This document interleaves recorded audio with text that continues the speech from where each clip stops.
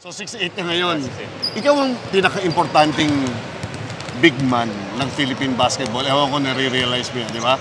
Pag bumukas ka ng social media, masyadong mainit yung pangalan mo. Ha? Yung magnat na ngayon, nakaka-apekto sa'yo. Paano ka na-apektuhan nung lahat ng attention na yun? Lalo na sa mga mga basher, ko lang, tinatawanan ko lang kahit medyo masakit sa akin. Hindi ko na masyadong binabasa eh. So inaayaan ko na lang sila kung anong komento nila sa akin. Ano hindi nila nalalaman tungkol sa'yo? Ano yung meron ka na hindi kasi ang dali maging basher eh, di ba? Hindi kita kilala. Si Valty hindi pumunta sa training ng Gilas, hindi inimbitahan. Ano hindi nila nalalaman sa buong episode na yun? Talagang wala talaga nag-invite sa akin. Yun lang talaga yung sa akin. Yung masakit sa akin na akala nila, tinatanggihan ko ngayon. Tapos yung iba, inaano nila pera eh. Yun sa pera. Ang paglalaro ng basketball para sa'yo tungkol saan? Pero sa akin kasi, laking hirap talaga.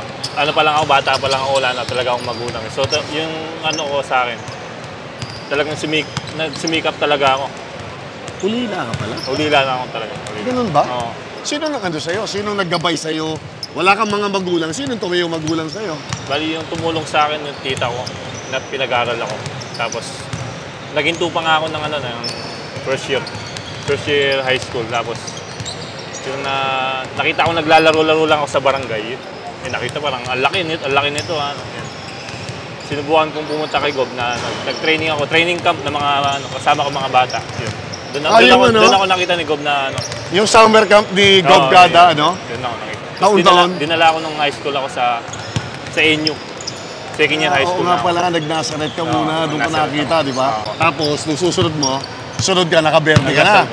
Marami nakadiscover sa'yo, alam yung galing mo, alam yung husay mo. Nakapaglaro ka na sa RP team. Sa punto na ito, 26 anyos ka, kailan ka magbe-27? Sa February pa. Kaya hindi ka nagmamadali. Di ba yung iba? Susugab agad, uy, PBA, uy, Japan. Sa ngayon, paano mo tinatrato ang professional career mo? Anong gusto mong gawin? Ngayon, nag-enjoy naman ako dito sa kung saan man liga na napupuntahan ko. So, parang itong nag-guide sa akin, parang tatay ko na ito, si Gob eh. So, dito muna tayo, unti-unti. Next year, PBA naman, ganyan. So, yun. Naka-program, no? Naka-program. Sumusunod lang ako sa Hindi nagmamadali. Lahat nandyan, di ba? Lahat ng opportunity nandyan. Kasi nung nag-Japan ako, hindi man ako pinalad. So, at least na-try ko naman eh. Yun yung ko kasi yung mga tao kasi talagang da-down ka talaga nila. Ako, inaayaan ko lang, tinatawanan ko lang. Minsan lang may offer na ganyan eh. Totoo. Paglaro sa Japan. Ako, di pa ako nakapunta ng Japan eh. Kaya yun. Exacto, di ba? Tsaka may pamilya na rin ako eh. Yun, ang importante, di ba? Kumbaga, ikaw na yung padre di pamilya. Kasi parang ayoko lang yung maramdaman ng pamilya ko yung naranasan ko. Yun yung kinakatakot ko lang. Okay.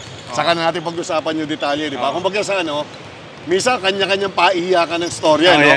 Pero ang bigat sa'yo kasi, hindi ka lang ikaw sa buhay. Alam mo yung lumaki ng walang magulang? Yun. Ha? Yun ang hindi nila alam. Paano ka tumibay ng ganyan? Parang nasa isip ko talaga na tulungan ko yung mga kapatid ko eh. Kasi ako yung pinakabunso eh. Ilan kayo magkakapatid? 6 po. Ako yung pinakabunso. Apat na lalaki, 2 babae. Grabe, tapos ikaw pa nakaisip na ikaw ang hahanap ng ikabubuhay ng mga mas matatanda sa'yo. Hanggang ngayon, tinutulungan ko pa rin po.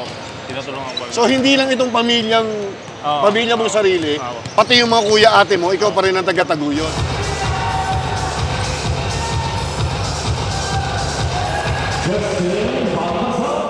Hindi naman pressure, no? Siyempre, inako mo to eh. Ginusto mo maging isang professional basketball player. Pero sa punto na ito, paano mo sinachallenge sa sarili mo na alam mo, dinodominate mo yung liga?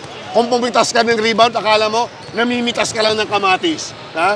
Paano mo sinachallenge sa sarili mo na itaas yung laro mo? Siguro, hindi ko naman makukuha siguro yun kundi sa tiyaga talaga eh. Double effort talaga ako eh. Kasi, as a big man kasi ang nasa isip ko, big man ako, lagi ako nasa ilalim. Kailangan, kada minuto may nare-rebound na ako ganyan. Kaya dinadaan ko sa sipag talaga. Ganda yung yung attitude mo. Saka gusto ko yung gusto ko yung tahimik pero nasa loob yung tapang, di ba? Ganda nung sinabi mo kanina tungkol sa mga bashers. Hindi naman nila naiintindihan kung ano talaga yung tumatakbo sa isip at saka sa puso mo, di ba? Gaano kahalaga na meron kang may tatay kang parang tatay, nanay na Delta, gaano kahalagang bagay yung meron kang ganong katibay na support group? Malaking bagay kasi yun yung ano ko eh, kumbaga inspirasyon ko sila eh. Kumbaga kung wala sila, hindi ako mapupunta rito eh. Yun ang pampatibay mo? Yung pampatibay ko talaga.